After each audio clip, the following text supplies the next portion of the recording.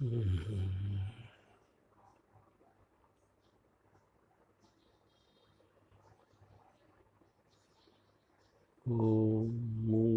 करोति वाचालं पंगुं लंघयते गिरिं यत्कृपातमहं वन्दे परिमानन्दमाधवम्। गुरुर्ब्रह्मा गुरुर्विष्णु गुरुर्देवो महेश्वरा गुरु साक्षात् परं ब्रह्म तस्मै श्री गुरुवे नमः। सर्वे भवन्तु सुखिनः, सर्वे सन्तु निरामया, सर्वे भद्राणि पश्यन्तु मा कश्चित् दुःखभाग् भवेत्। ओम शांति शांति।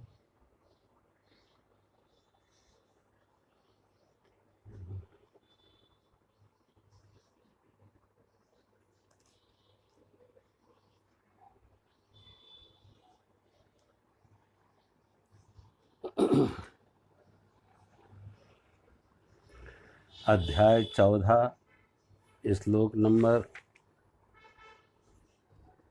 8-9।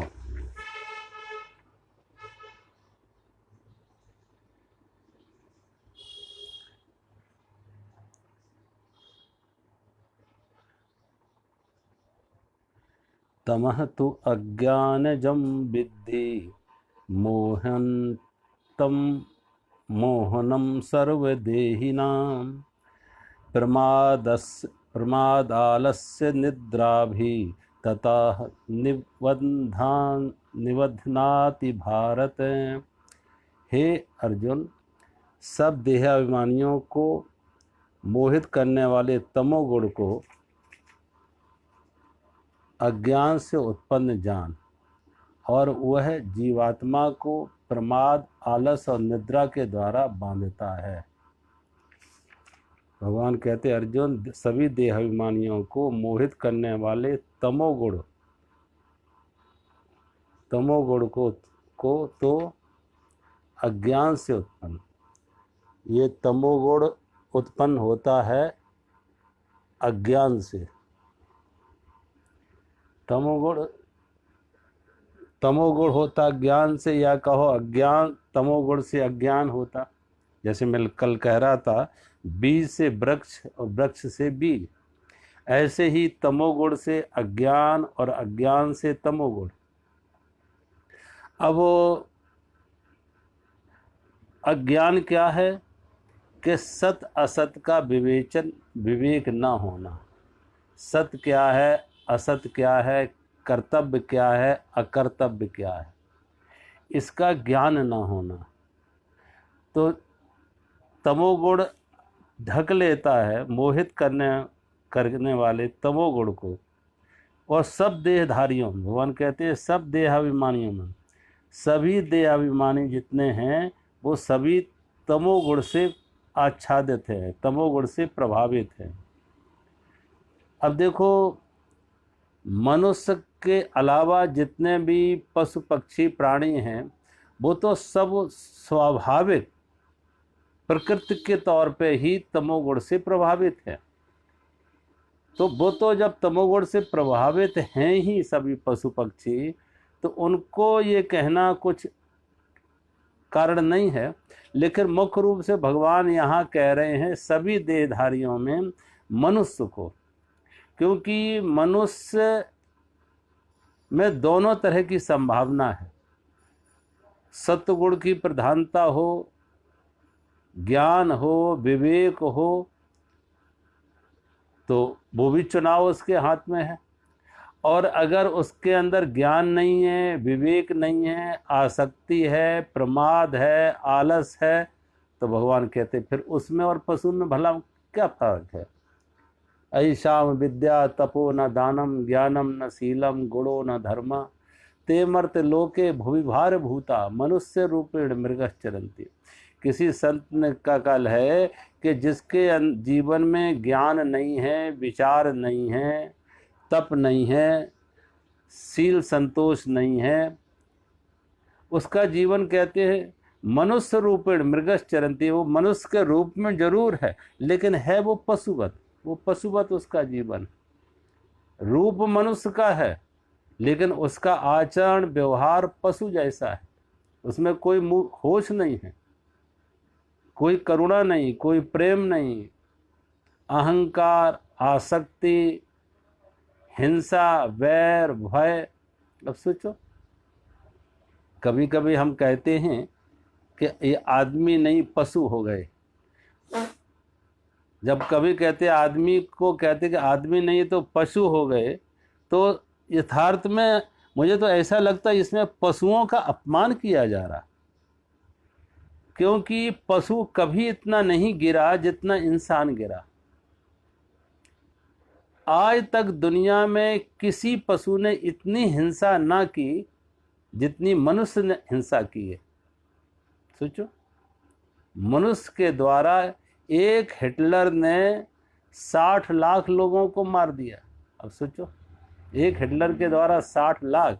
आज तक कोई ऐसा पशु हुआ जो इतने लोगों की हत्या कर सके? तो आदमी में, मनुष्य में दोनों संभावनाएं हैं। देवत्व की भी संभावना है और दानवत्व की भी संभावना है।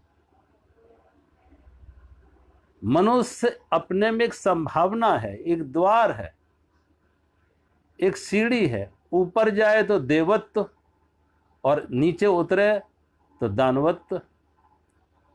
एक महापुरुष बन सकता, एक देवता भी बन सकता, साधु बन सकता, और नीचे की तरफ गिरावट उसका हो, अहंकार में नीचे की तरफ गिरे तो बद से बदतर। शायद पशु कहना भी पशुओं का अपमान होगा। कोई पशु इतना हिंसक नहीं होता जितना आदमी के द्वारा हिंसा की गई। अब ये कौन थे? ये मनुष्य के रूप में हिटलर हो, मुसोलिनी हो, नादिर शाह हो, चंगेज खां हो, तैमूर लैंग हो, ये सब कौन थे? औरंगजेब हो, ये कौन थे? ये सब मनुष्य थे। और जितनी हिंसा इन औरंगजेब ने, इन तैमूर लैंग ने, इन नादिर शाह ने, इन चंगेज खान ने, जितने हिटलर, जितनी हिंसा इन्होंने की, शायद आज तक सारे पशुओं की हिंसा मिला दें, सारे पशुओं की हिंसा मिला दें तो भी कोई इतनी बड़ी हिंसा कभी नहीं हुई जितनी कि एक मनुष्य ने इतनी बड़ी बड़ी हिंसाएं की। अब सोचो, तो भगवान कहते, इसलिए मनुष्य अपने में एक संभावना है, एक द्वार है। बाहर जाए, बहिर्मुखी हो तो बुराई के बड़े से बड़े गर्त तक लेके जा सकता है, और उसके जीवन में एक अंतर्मुखी हो, थोड़ा ध्यान हो, साधना हो, करुणा प्रेम हो तो देवत्व की ऊंची से ऊंचे शिखर तक भी जा सकता है। इसलिए भगवान कहते हैं मनुष्य में भी जो मनुष्य इस अज्ञान के द्वारा मोहित हैं, अज्ञान से मोहित हैं, भगवान कहते हैं जो मोहित करने वाले तमोगुण से, अज्ञान से उत्पन्न, जो अज्ञान से उत्पन्न तमोगुण है, उस तमोगुण के द्वारा मोह से आवृत हैं। और जब मोह से आवृत हैं तो उनको यही मालूम नहीं क्या करना। ऐसे लोग कभी कभी देखो, ये नहीं मात्र कुछ निष्क्रिय हैं, कभी कभी सक्रिय भी होते हैं तो भी अनर्थ की तरफ, सक्रिय भी हैं तो भी अनर्थ की तरफ। इसलिए भगवान कहते हैं इन मोह से ग्रस्त जिसका चित्र है, ऐसा अज्ञान जिसके अंदर है, वो कर्म करता है, लेकिन कैसे कर, उसके कर्म में क्या होता है? प्रमाद होता, आलस होती है, निद्रा होती है। ये बंधन है, प्रमाद, आलस और निद्रा। तो प्रमाद क्या है? प्रमाद भगवान कहते हैं करने योग्य कर्म को ना करना, करने योग्य कर्म को ना करना, और जो नहीं करना है उसे करना। करने योग्य कर्म है वो ना करना, जो सर्वहित का, अपना हित भी है और दूसरे का हित भी है, जिसमें अपना हित भी है और दूसरों का हित भी है, सर्वहितकारी है, ऐसे कामों को ना करना, प्रमाद। और ऐसे कर्म करना जिसमें ना अपना हित है ना किसी और का हित है, ना अपना हित है ना किसी और का हित है, ऐसे कर्म करना। और ऐसे लोगों को देखो आप, वो अपने कर्म से, अपने साधनों से, अपने पैसे का खर्च भी करेंगे। ऐसे लोगों को देखो, ऐसे जो है तमोगुणी, वो पैसा भी है लेकिन पैसे का खर्चा किस में करेंगे? दिखावे में करेंगे, अहंकार के प्रदर्शन में करेंगे। कोई चुनाव लड़ना हो तो खूब पैसा पानी की तरह बहा देंगे, लेकिन किसी पड़ोसी की मदद करना हो तो कृपणता आ जाएगी। आज धर्म के नाम से भी आप देखो, धर्म के नाम से भी जाके कितना धर्म के नाम से शोषण। ऐसे लोग मंदिरों में जाएंगे, बड़े बड़े फूलों के बंगले बनवाएंगे, लाखों रुपए उसमें लगा देंगे, लेकिन उनके घर में ही कोई मजदूर है, उसकी मदद नहीं करेंगे कि उस मजदूर का 2 लाख 5 लाख में उस मजदूर का मकान बनवा दे। वो नहीं, मंदिर में जाके भगवान का महल बनवाने जाएंगे, भगवान का महल। अब भगवान को सोचो, हम और भगवान से महल बनवाते हैं और भगवान से महल मांगते भी। ये नहीं कि भगवान से महल मांग दिया तो चलो बात पूरी हो गई। महल बनवाते हैं भगवान का, तो फिर महल मांगते हैं। हमने 5 लाख का महल तुम्हारे लिए बनवा के दिया, फूलों का महल, फूल बंगला, तो अब तुम्हें मुझे 5 करोड़ का महल बनवा के दे दो, 5 करोड़ का बंगला बनवा के दे दो। अब सोचो, ये भी भगवान के दिए भक्ति नहीं, ये तमोगुणी है, इसमें भी तमोगुण। पैसे का भी दुरुपयोग हुआ, जहां लगना चाहिए वहां पैसा ना लग के ऐसी जगह लगा जिन्हें जरूरत नहीं है। अब भगवान को जरूरत है, सोचो फूल बंगला की भगवान को है जो, और भगवान के लिए कहाँ बंगला बनाओगे? कौन सा बंगला भगवान का होगा? क्योंकि भगवान जब सर्वत्र हैं, सब जगह हैं, तो उसे बंगले में कैसे कैद करोगे? कम बंगले में कैसे सीमित करोगे उस भगवान को जो सर्वत्र है? जो परमात्मा सर्वव्यापक है, उसे एक बंगले के अंदर कैसे सीमित कर पाओगे? और तुम फूलों का बंगला बना रहे हैं, और क्या उन फूलों में जहां फूल खिल रहे वहां भगवान नहीं है? उन फूलों को तोड़ के, उन फूलों की हत्या करके तुम जाके मंदिर में लगा रहे हो, क्या जहां वो फूल खिल रहे हैं वहां भगवान नहीं है? और फूलों के खिलने में क्या भगवान का हाथ नहीं है? सोचो। तो ऐसे लोग जो तमोगुणी प्रवृत्ति के हैं, भगवान कहते हैं वो धर्म का खर्च करेंगे तो ऐसी जगह करेंगे जहां जनहित ना हो, लोक हित ना हो।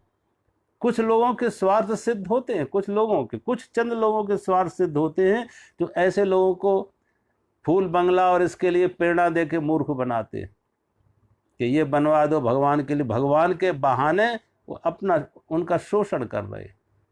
धर्म को उन्होंने धंधे बना रखे, भगवान के नाम से, मंदिर के नाम से, मूर्तियों के नाम से धर्म को उन्होंने धंधे बना रखा है। और लोगों के जो अंदर श्रद्धा थी, भाव भक्ति थी, उसका शोषण कर रहे। तो भगवान कहते ऐसे व्यक्ति जो है अपने साधनों का भी दुरुपयोग कर रहे हैं और अपने समय का भी दुरुपयोग कर रहे हैं। ऐसे लोगों को देखो जो तमोगुणी प्रवृत्ति के हैं, बड़ी उम्र के हैं, यद्यपि वो बड़ी उम्र के हो गए, तभी भी जीवन के उम्र ने, जीवन के बुढ़ापे ने उन्हें कुछ सिखाया नहीं, कोई अनुभव से नहीं दिया। ऐसे लोगों को भी मैंने देखा है कि दुकानें बंद हैं, संडे का दिन है, दुकानें बंद हैं, तो अब ताश बैठ के खेलेंगे, ताश बैठ के खेल रहे। ये नहीं है कि किसी महात्मा के सत्संग में चले जाएं, ताश बैठ। ऐसे लोगों को कहो सत्संग में, तो कहेंगे समय नहीं है, वो कहेंगे समय नहीं है। अब मैं बहुत बार जब कोई कहता समय नहीं, मुझे लगता समय तो है लेकिन समझ नहीं है। ताश खेलने के लिए समय है इसके पास, अनावश्यक और बहुत तरह के काम करने के लिए समय है इसके पास। कितने लोगों को देखो तमोगुणी प्रवृत्ति के, पैसा है तो नशे में खर्च करते, नशे में खर्च करते, खुद पीते हैं, दूसरों को पिलाते हैं। अब शादियां होती हैं, शादी विवाह में देखो जैसे खाने की अलग अलग स्टॉल लगाई जाती हैं खाने की, कि यहाँ फ्रूट है तो यहाँ पे कुछ तरह तरह के अलग अलग पकवान हैं, मिठाइयाँ हैं, तमाम चीज़ें की लगते हैं अलग अलग स्टॉल। ऐसे ही एक बूथ लगता है, एक शराब का भी स्टॉल लगता है, शराब पियो। और लोग, बाप भी पी रहा और बेटा भी पी रहा, दामाद भी पी रहा, ससुर भी पी रहा, और शराब पी पी के फिर रात को निकलते हैं तो एक्सीडेंट हो जाते, दुर्घटनाएं हो जाती। अब इस आदमी ने, जिसके घर शादी है, कन्या की शादी कर रहा है, और कन्या की शादी में जब शादी विवाह हो रहा तो देवताओं का आवाहन हो रहा, देवताओं का पूजन हो रहा। अब देवताओं का पूजन हो रहा, देवताओं का आवाहन हो रहा, लेकिन शराब चल रही है, वहां भी शराब चल रही है। अब सोचो वहां देवता आएंगे कि राक्षस आएंगे? शराब पीने के लिए तो राक्षस आएंगे, जहां, क्योंकि जब समुद्र मंथन हुआ तो वहां शराब भी निकली और अमृत भी निकला।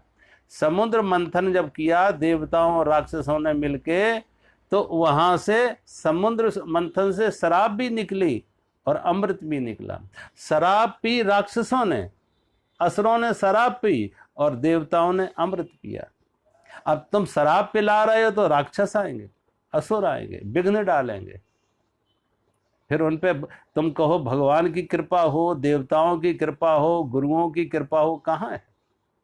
कहाँ गुरु की कृपा मिलेगी? ना गुरु की कृपा मिलेगी, ना देवताओं की कृपा मिलेगी, ना भगवान की कृपा मिलेगी।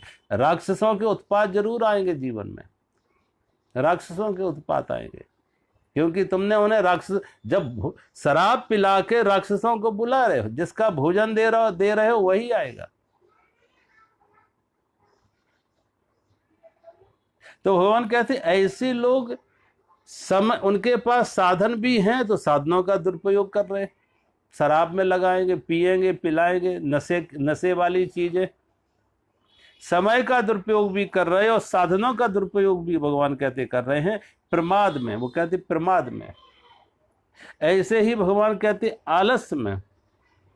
आलस में क्या है कि ऐसे व्यक्ति ज्यादा समय सोते रहना, ज्यादा समय सोते रहना, और किसी भी काम को टालना, आज नहीं कल कर लेंगे। जो समाज के उपयोगी है, स्वयं के लिए उपयोगी है, उसे आगे के लिए टालना, आज नहीं कल कर लेंगे, आगे कर लेंगे, तो उसे टालते रहना। भगवान कहते हैं ये जो है आलस का काम है।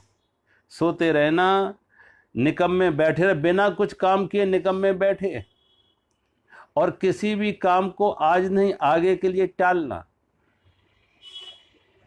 ऐसे तो लोग, संतों ने तो कहा है काल करे सो आज कर, संतों ने कहा है काल करे सो आज कर, आज करे सो अब, और पल में परले होएगी बहुर करेगो कब।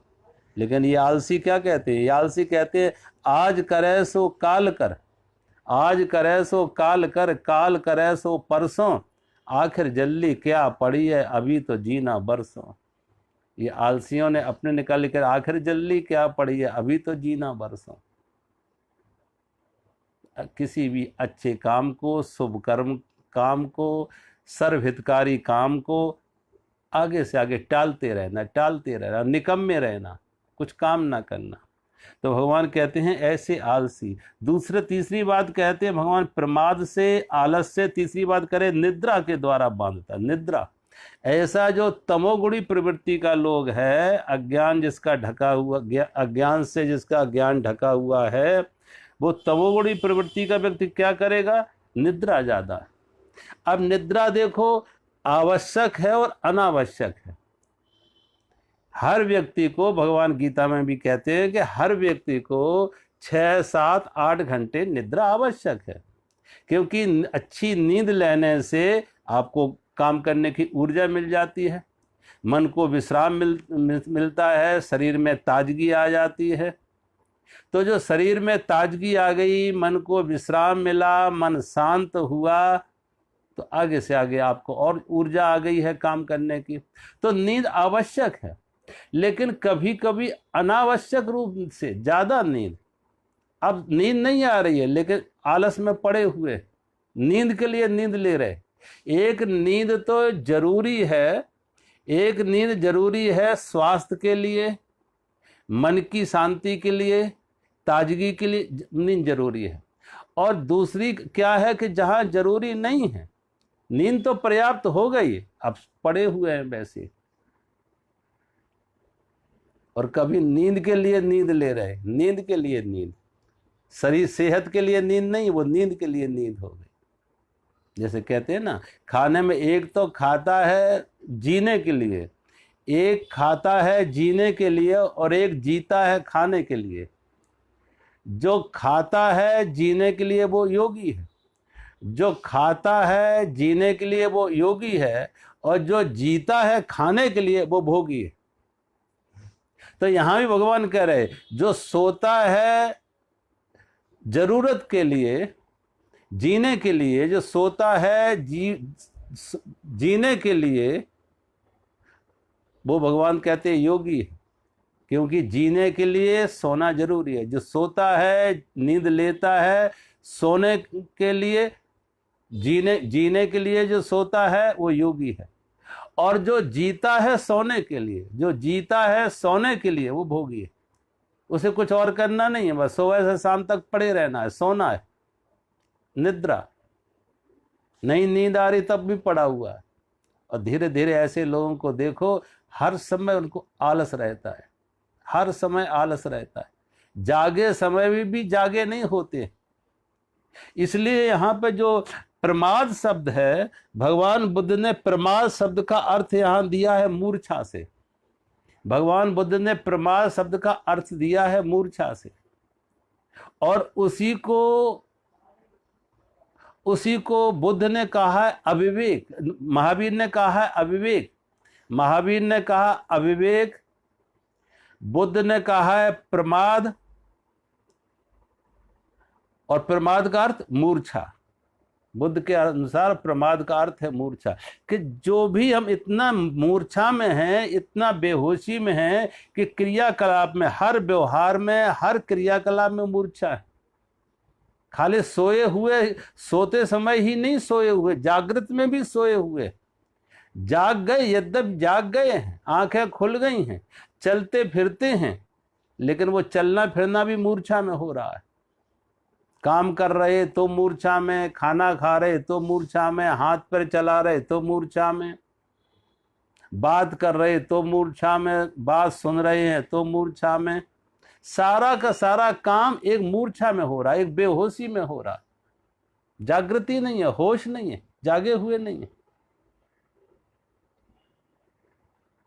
सारा का सारा को भगवान कहते हैं यंत्रवत हो रहा, मैकेनिकल हो रहा, जागे हुए नहीं है।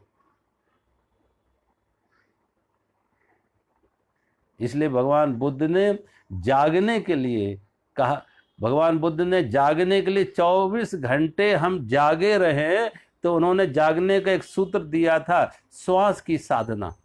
आती जाती श्वास को देखते रहना, आती जाती श्वास के प्रति सजग रहना, आती हुई श्वास को, जाती हुई श्वास के प्रति सजग होना। सांस नासिका के अंदर गई, फेफड़ों तक, नासिका के माध्यम से फेफड़ों तक सांस गई, और फिर वही सांस नासिका के माध्यम से बाहर आई।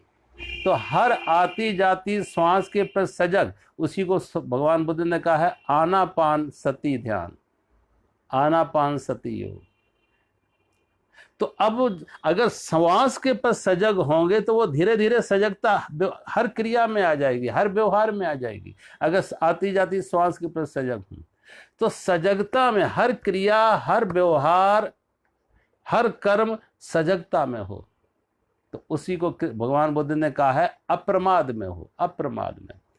प्रमाद का अर्थ है मूर्छा, और अप्रमाद का अर्थ है होश में आना, होश में क्रिया करना। उसी को महावीर ने कहा है विवेक, विवेक। क्योंकि जब व्यक्ति मूर्छा में है तो उसमें विवेक भी नहीं है। सत्य क्या है, असत्य क्या है, क्या करना है, क्या नहीं करना है, इस बात की भी समझ नहीं है उसे। मूर्छा में है, बेहोशी में है। अब सोचो, एक आदमी अगर नशा किए हो, शराब पी ली हो, ड्रग ले लिया हो, नशे में हो, उससे आप क्या अपेक्षा करोगे कि बहुत सोच समझ के वो कोई व्यवहार करेगा? प्रायः ऐसे देखो, जितने भी अपराध हैं, प्रायः 90% अपराधी जब अपराध करते हैं तो मूर्छित अवस्था में करते हैं। कोई शराब पी लिया, ड्रग ले लिया, अब वो कुछ भी कर सकते हैं, उनका विवेक, उनका ज्ञान ढक गया। तो भगवान कहते हैं गीता के 9वें श्लोक में कि 8वें श्लोक भगवान कहते हैं कि हे अर्जुन, सब देहाभिमानियों को मोहित करने वाले तमोगुण को अज्ञान से उत्पन्न जान। तमोगुण जो है ये अज्ञान से उत्पन्न हुआ है, क्योंकि ज्ञान ढक गया यहाँ। और ये तमोगुण जो है प्रमाद, आलस और निद्रा के द्वारा बांधता है। ये कैसे बांधता है कि प्रमाद आया तो समझो तमोगुण का असर है, आलस है, निद्रा है, ये सब बांधने के, इसलिए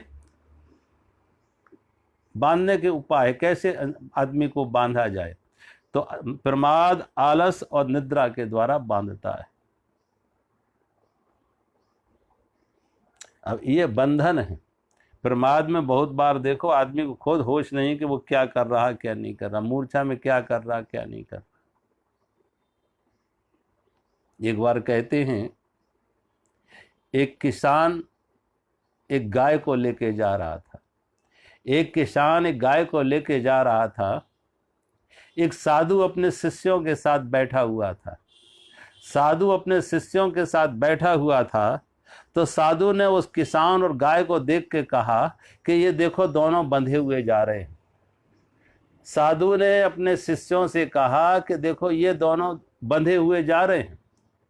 ये बात उस किसान के कान में पड़ी। वो किसान रुक गया, जो गाय को लेके जा रहा रुक गया और रुक कर कहा, महाराज दोनों कहाँ बंधे हैं? गाय बंधी है, मैं कहाँ बंधा हूं? उस किसान ने संत से कहा, महाराज मैं कहाँ बंधा हूं? गाय बंधी है। तुमने कहा दोनों बंधे, मैं कहाँ बंधा हूं? तो साधु ने कहा, अगर तुम नहीं बंधे हो और गाय बंधी है तो तुम ऐसा करो, गाय की रस्सी छोड़ दो। गाय की रस्सी छोड़ दो और देखे गाय तुम्हारे पीछे आती है या तुम गाय के पीछे जाते हो। गाय की रस्सी छोड़ो, फिर देखो कौन किसके पीछे आता है। तो उसने कहा, ये कैसे होगा? अगर हमने गाय की रस्सी छोड़ दी तो गाय भागेगी, मुझे इसके पीछे भागना पड़ेगा, मुझे ही इसके पीछे भागना पड़ेगा अगर रस्सी छोड़ दी। तो साधु ने कहा, इसलिए तो मैंने कहा दोनों बंधे हुए हो। एक रस्सी से बंधा हुआ है, एक आसक्ति से बंधा हुआ है, एक मोह से बंधा हुआ है। एक रस्सी से बंधा है, एक आसक्ति से बंधा है, बंधे दोनों हो। एक की रस्सी तो खुल भी सकती है, छूट भी सकती है, लेकिन ये आसक्ति की रस्सी जल्दी नहीं खुलेगी। और गाय तुम्हारे पीछे नहीं आएगी, तुम गाय के पीछे दौड़ोगे, तुम आसक्ति से बंधे, दोनों बंधे हुए। ऐसे ही हम बहुत बार बंध जाते हैं, संसार के व्यक्तियों से, वस्तुओं से, परिस्थिति से बंध जाते हैं तमोगुण में। भगवान कहते ये जो बंधन हो रहा है, आसक्ति का बंधन भी है, तो ये भी तमोगुण। होश नहीं है, हम कहाँ बंधे हैं?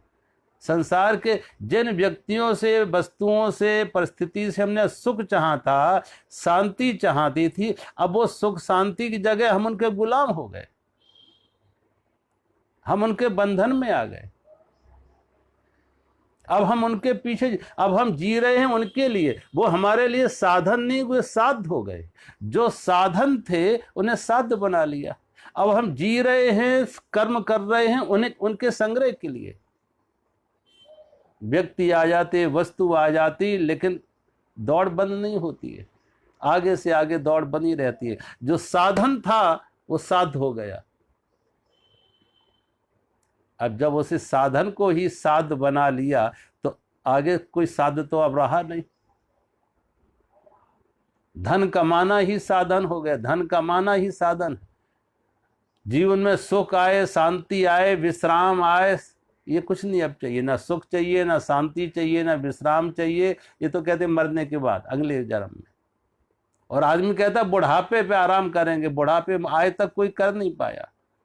आज तक जो कहते हैं बुढ़ापे पे आराम करेंगे, अभी धन कमा लो, अभी चुनाव लड़ लो, बुढ़ापे पे आराम करेंगे, आज तक सुना नहीं कि कोई आराम कर सका हो। अंत में आराम तो उसका होता है शमशान भूमि में जाके। तो भगवान कहते हैं कि प्रमाद, आलस और निद्रा से भगवान तमोगुण के द्वारा हर जीव को बांधता है। हर जीव को भगवान कहते हैं प्रमाद, आलस और निद्रा के द्वारा तमोगुण बांधता है। अगले श्लोक में भगवान कहते हैं, सत्वं सुखे संजयंती रजाः कर्मणि भारत ज्ञानावृत्त तु तमः प्रमादे संजयत्युत। भगवान कहते हैं, क्योंकि हे अर्जुन, सत्वगुण सुख में लगाता है, रजोगुण कर्म में लगाता है और तमोगुण ज्ञान को ढककर प्रमाद में लगाता है। भगवान कहते हैं, सत्वगुण सुख में लगाता है,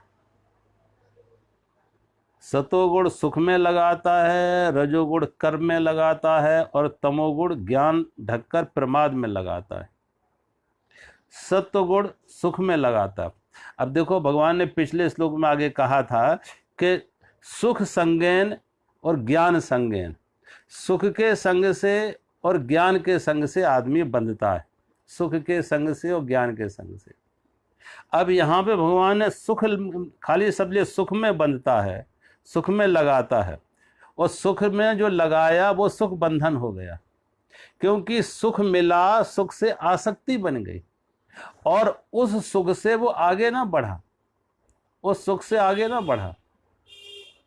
क्योंकि अगर उस सुख से आगे बढ़ता, सुख का भी त्याग करता, सुख के प्रति भी अनासक्ति दिखाता, सुख के प्रति भी मोहग्रस्त ना होता, तो आगे जाके इस सुख से सत्व गुण से गुणातीत अवस्था में जाता, सत्व गुण से आगे वो गुणातीत अवस्था में जाता।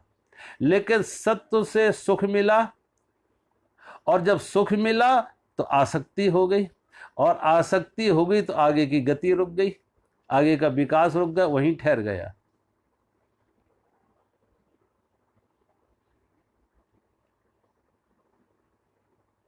पीछे श्लोक में जब भगवान कहा है सुख और सुख संज्ञान और ज्ञान संज्ञान, तो यहाँ ज्ञान शब्द नहीं लिया, खाली सुख ही लिया, क्योंकि ज्ञान से भी अभिमान आता है, और ज्ञान से अभिमान आया और अभिमान से भी सुख मिला कि मैं जरा ऊंचा हुआ, मैं बड़ा हुआ, मैं ज्ञानी हुआ, अहंकार बढ़ा, उससे भी सुख मिला। आज तमाम लोगों को देखो, जो ज्ञान का अभिमान है, ज्ञान का अहंकार है, वो भी सुख का, उससे भी सुख मिल रहा है कि मैं कुछ विशेष हूं और लोगों से मैं अलग हूं, विशेष हूं, तो वो भी सुख मिल रहा। अगर वो सुख ना मिलता तो ये आपाधापी, ये दौड़, ये स्पर्धा ना होती। ज्ञानियों में भी स्पर्धा है, ज्ञानियों में भी होड़ है। कभी आप देखो, जिन्हें हम आज के तथाकथित ज्ञानी मानते हैं कि आज के जो तथाकथित ज्ञानी हैं, कभी कभी देखो इनके जो धर्म सम्मेलन होते हैं, धर्म सम्मेलन, अब उन धर्म सम्मेलनों में धर्म की बात करने जाते हैं, ज्ञान की बात करने जाते हैं, लेकिन कुर्सियों के झगड़े होते हैं, किसकी कुर्सी ऊंची, किसकी कुर्सी नीची। कई तो ऐसे लोग होते हैं जो कुर्सियां लेके चलते हैं। आज के तमाम ये तथाकथित ज्ञानी शंकराचार्य, मुझे ज्ञानी ना कहो, इन्हें अज्ञानी कहो तो ज़्यादा ठीक है, तथाकथित ये शंकराचार्य, ये सब कुर्सियां ले लेके चलते हैं। चांदी की कुर्सी होगी, किसी की किसी तरह की कुर्सी होगी। सब लोग अगर जमीन फर्श पर बैठे हैं तो वो अलग उनकी कुर्सी होगी, और कोई लोग साधारण कुर्सी पे बैठे हैं तो वो चांदी की कुर्सी पे बैठे। ये जो चांदी की कुर्सी साथ लेके चल रहे, ये चांदी की कुर्सी बैठना, ये अहंकार, ये अहंकार का प्रदर्शन है कि मैं कुछ विशेष हूं, मैं बड़ा हूं, मैं जगत गुरु हूं। जगत एक है, लेकिन ये देखो तमाम आज के तथाकथित गुरु कितने जगत गुरु बन गए। हर एक जगत गुरु अपने को कह रहा, और कोई यहीं तक नहीं रखा, कोई जगत गुरु कह रहे थे तो आज कई लोग विश्व गुरु हो गए। और एक हमारे मिलने वाले थे, वो तो अपने को ब्रह्मांड गुरु कहते थे, ब्रह्मांड गुरु। एक बार उनके गुरु ने उनसे पूछा, तुम अपने को ब्रह्मांड गुरु क्यों लिखता है? कहा, गुरुजी जगत गुरु तो बहुत है, लेकिन अभी तक ब्रह्मांड गुरु कोई नहीं है, वो मैं अकेला हूं, ब्रह्मांड गुरु मैं अकेला। ये सब क्या है? साधु वेश है, धर्म की बात करते हैं, लेकिन ये सारा अहंकार का प्रदर्शन। ये अहंकार का प्रदर्शन।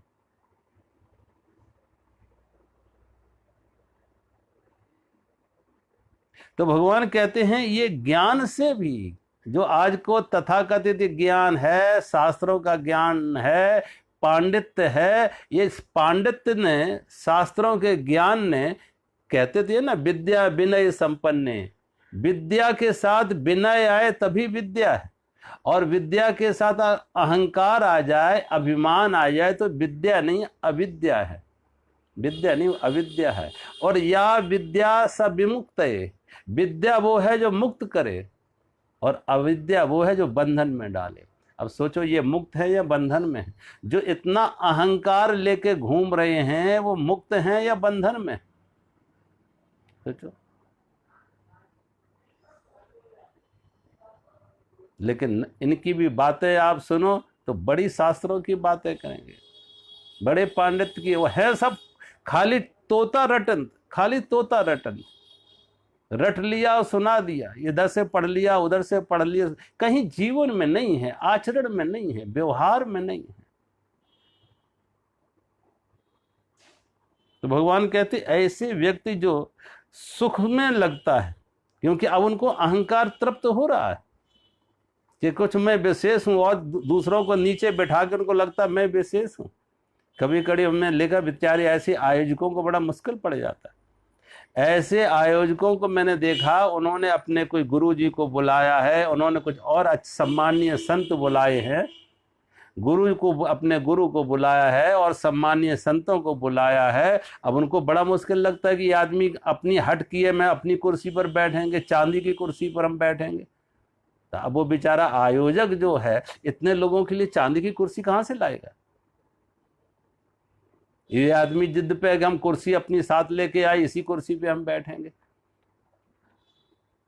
उनको दूसरे जो चांदी की कुर्सी पे नहीं, साधारण कुर्सियों पे, उनको अपमानित फील होगा कि यही बड़ा आदमी है और ये सब छोटे छोटे महात्मा हैं। तो धन के प्रदर्शन से सोचो, ये धन का प्रदर्शन से महात्मा बड़ा हो रहा है। ये धन का प्रदर्शन महात्मा बड़ा नहीं हो रहा, अहंकार बड़ा हो रहा है। महात्मा की गरिमा नहीं बढ़ रही है, महात्मा की गरिमा तो गिर रही है, अहंकार बड़ा हो रहा है। तो भगवान कहते हैं जो सत्व गुण है वो सुख में लगाता है, और रजोगुण है वो कर्म में लगाता है। रजोगुण है, भगवान कहते हैं वो कर्म में लगाता है। अगर इस सुख के साथ आसक्ति ना हो तो यही सतोगुण गुणातीत अवस्था में ले जाएगा, अगर उसके साथ आसक्ति। क्योंकि जब मन शांत होता है और सतोगुण की प्रधानता से मन शांत हुआ, मन को सुख मिला, तो स्वाभाविक है उसको आगे उसकी यात्रा हो। लेकिन कभी कभी उस सुख में वो ठहर जाता, वही उस सुख को ही पड़ाव मान लेता, उस मार्ग को ही मंजिल मान लेता, आगे की यात्रा रुक जाती, तो वो गुणातीत अवस्था में नहीं पहुंच पाता। कभी कोई कहीं घर जा रहा हो और रास्ते में बाजार इतना सुंदर हो कि बाजार की सुंदरता में ही बहक गया, मस्त हो गया, मोहित हो गया, आगे का घर का बात ही भूल गया, पहुंचने की बात ही भूल गया। तो कभी कभी मार्ग में भी, क्योंकि साधन के साधना के साथ साध में भी सुख मिलता है। जैसे साधना में हम जैसे जैसे साधना में जाते हैं सुख मिलना शुरू हो जाता है। तो कभी कभी साधना में जो सुख मिला उसके प्रति आसक्ति हो जाती, उसके प्रति चित्त में मोहग्रस्त हो जाता, और आगे की यात्रा हम गुणातीत अवस्था में जाएं। इन सबके जो सुख में मिल रहा हो सुख के भी साक्षी बने, तादात्म्य ना बनाए। जो सुख मिल भी रहा है साधना में उसका भी साक्षी बने, उसके साथ तादात्म्य ना बनाए। अगर साक्षी बने, तादात्म्य ना बनाए, तटस्थ होकर देखें, तो आगे से आगे गुणातीत अवस्था में हम पहुंच सकते हैं। भगवान कहते हैं रजोगुण में कर्म में लगता, रजोगुण जो है वो कर्म में लगाता। अब रजोगुण कर्म में लगाता, देखो गीता में भगवान ने पीछे भी कहा है कि कर्म तो करना है, कर्मण्येवाधिकारस्ते मां फलेषु कदाचन, और मां कर्म फल हेतुर्भु माते संगस्त अकर्मणि। भगवान गीता में कहा है कि हमें कर्म करना है लेकिन फल की आसक्ति नहीं, फल की मांग नहीं। अब आगे फिर अगली लाइन भगवान, ऐसा भी ना हो कि कर्म फल नहीं चाहिए तो कर्म का ही त्याग कर दे, अगर फल नहीं चाहिए तो कर्म का भी त्याग ना कर दे। तो कर्म, भगवान कहते हैं कर्म तो करना है, लेकिन भगवान कहते हैं कर्म करना है लेकिन कर्म की आसक्ति ना बने। कभी कर्म की आसक्ति बन जाती, अगर कर्म ना करें तो बिना कर्म किए व्यक्ति रह नहीं सकता। तो कर्म की एक आसक्ति बन जाती है, और वो जो आसक्ति है वो आसक्ति उसको रोकती है, कर्म की आसक्ति रोकती है। कर्म में भगवान कहते हैं तत्परता हो, लेकिन कर्म में सुख मिल रहा है वो ना तत्परता हो। जो सर्वहितकारी कर्म है, लोक कल्याणकारी कर्म है, उनको करने की तत्परता हो। लोक कल्याणकारी कर्म है, उनको करने की तत्परता हो, समझ हो, करने चाहिए, लेकिन उनमें एक प्रियता ना हो। सुख मिल रहा है इसलिए नहीं, आसक्ति ना बने। कभी कभी आप देखो एक छोटे बच्चे को, एक छोटा बच्चा जब तक पालने में सोया है तो वो अपने हाथ पैर हिलाता है। बच्चा अपना हाथ पैर हिला के खुश हो रहा है, बच्चा हाथ पैर हिला के खुश हो रहा है।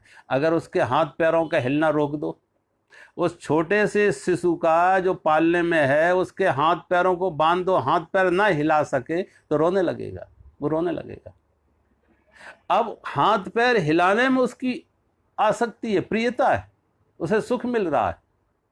तो ऐसा कर्म, कभी ऐसे लोगों को देखो वो कर्म खूब भागदौड़ खूब कर सकते, लेकिन उनसे कहो आधा घंटे बिना कर्म किए ध्यान में बैठ जाओ, 1 घंटे 2 घंटे बिना कर्म किए ध्यान में बैठो,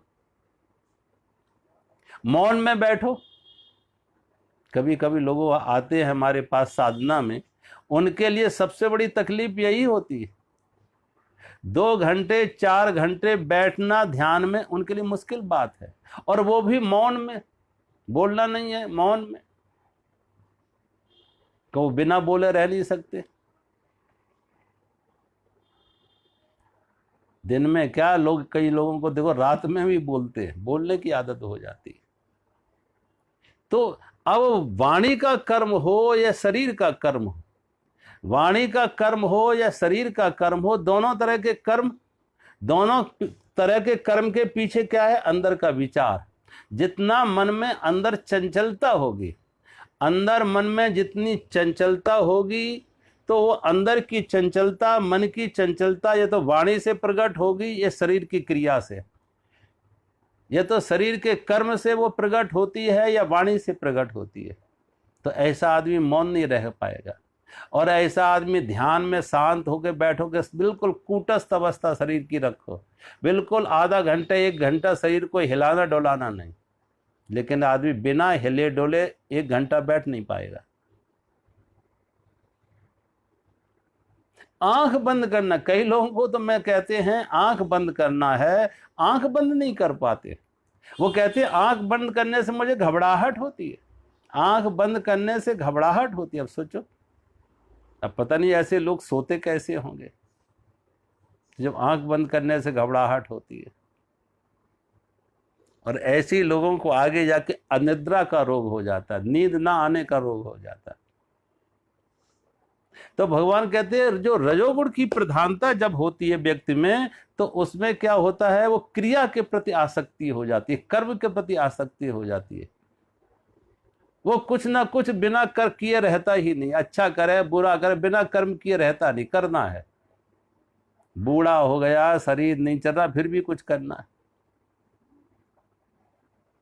शरीर से करे, वाणी से करे, कुछ ना कुछ करना है। ऐसे कई लोगों को मैंने देखा जब रिटायर हो जाते।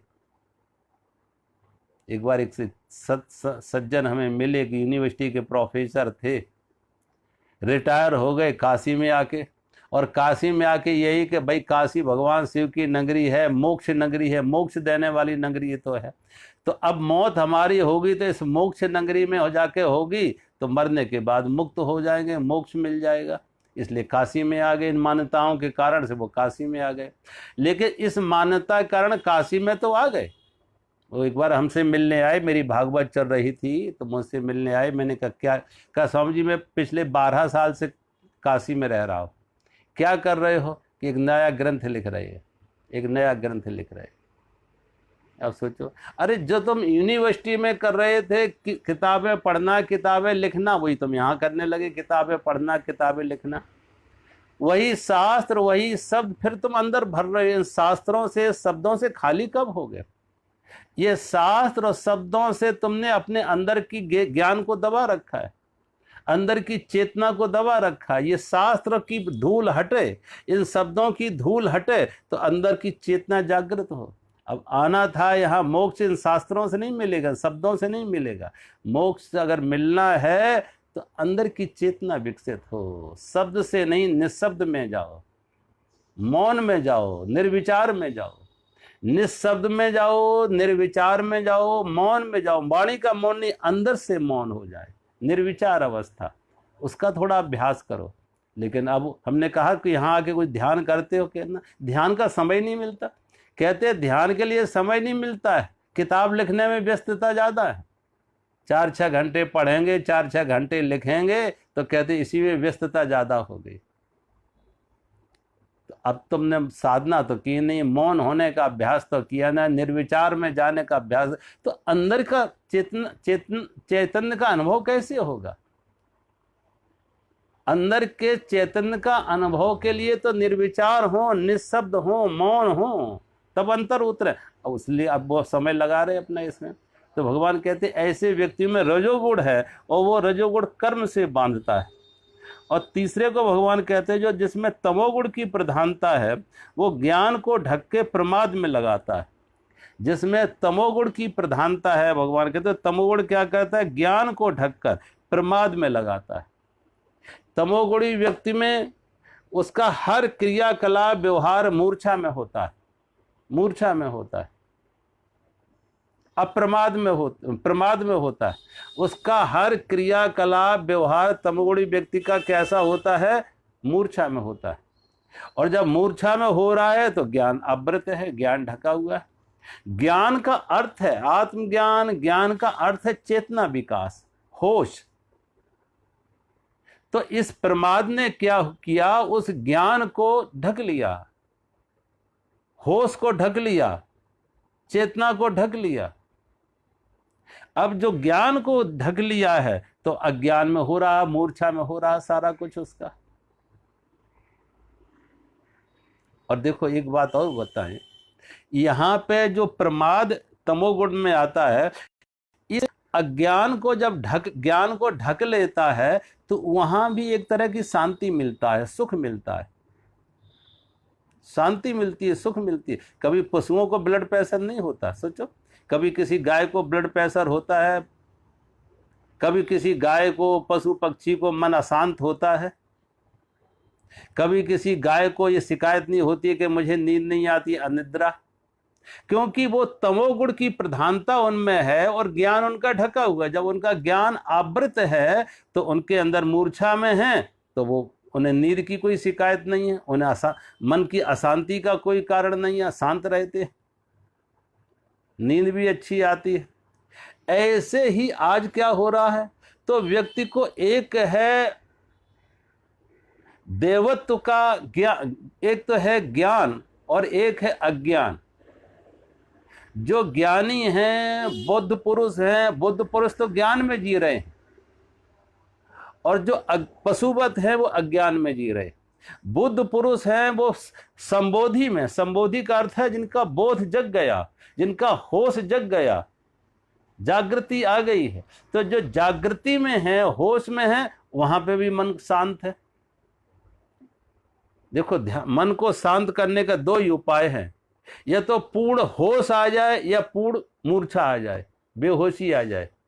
पूरी तरह बेहोशी में भी मन शांत होता है और पूरी तरह होश में भी मन शांत हो, या तो समाधि या सुसुप्ति। समाधि में भी मन शांत है, पूरी तरह से जागा हुआ मन है, निर्विचार है, मौन है। ऐसे ही सुसुप्ति में पूरी तरह से सोया हुआ मन है, मूर्छा में है तो भी शांति है, गहरी नींद में भी शांति मिलती है और वही शांति समाधि में भी मिलती है। अब समाधि जरा कठिन बात है।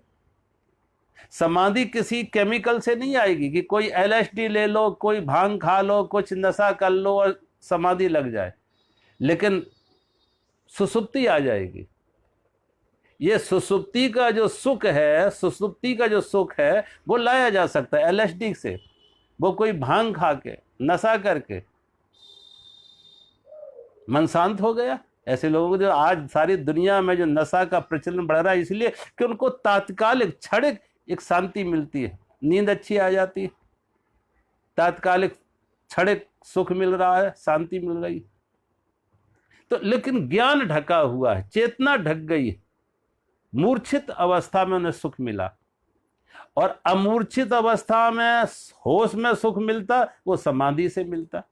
तो भगवान कहते हैं तमोगुण के कारण से व्यक्ति का जो ज्ञान है वो ढक जाता, और ज्ञान में जो ढक गया प्रमाद में आ गया। जब प्रमाद में आ गया तो उसे थोड़ा क्षणिक सुख मिल रहा है, क्षणिक मन को विश्राम मिल रहा है, मन को शांति मिल रही है, तो उसमें उसकी लग जाता है।